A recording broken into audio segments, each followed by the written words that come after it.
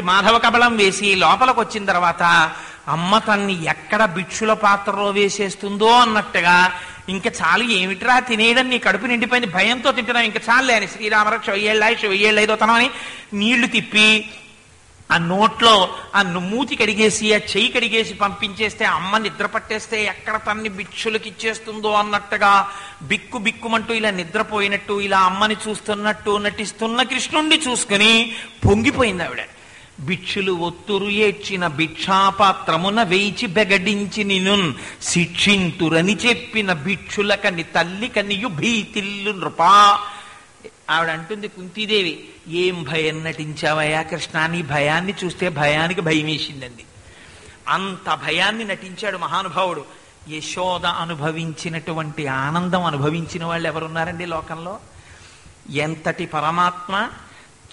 వెంకటాచలాది క్షేత్రాల్లో స్వామికి అభిషేకం చేసేటప్పుడు ఎక్కడ స్వామికి ఉచ్ఛ్వాస నిశ్వాసలు ఆ పాత్రలో ఉన్నటువంటి అభిషేక ద్రవ్యాలకు తగులుతాయోనని వాళ్లే మంత్రోచ్చారణ కూడా చేస్తే మంత్రోచ్చారణ చేసేటప్పుడు లాలాజల బిందువులు పడతాయేమోనని మంత్రభాగం చెప్పడానికి వేరే ఉండి వాళ్ళు వస్త్రం ఇలా కట్టేసుకుని తలమించి నోరు కనపడకుండా ఇలా కట్టేసుకుని ముక్కు దగ్గర నుంచి కట్టేసుకుని పాత్రలు పట్టుకుని స్వామికి అభిషేకం చేస్తున్నారు.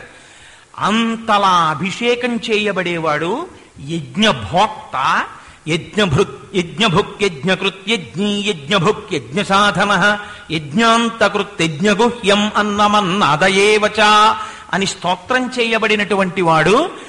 ఒక ఏమీ తెలియనటువంటి ఒక గోపకాంత థూ కృతం పతునః, నీకు దిష్టి తగిలిందిరా, నువ్వు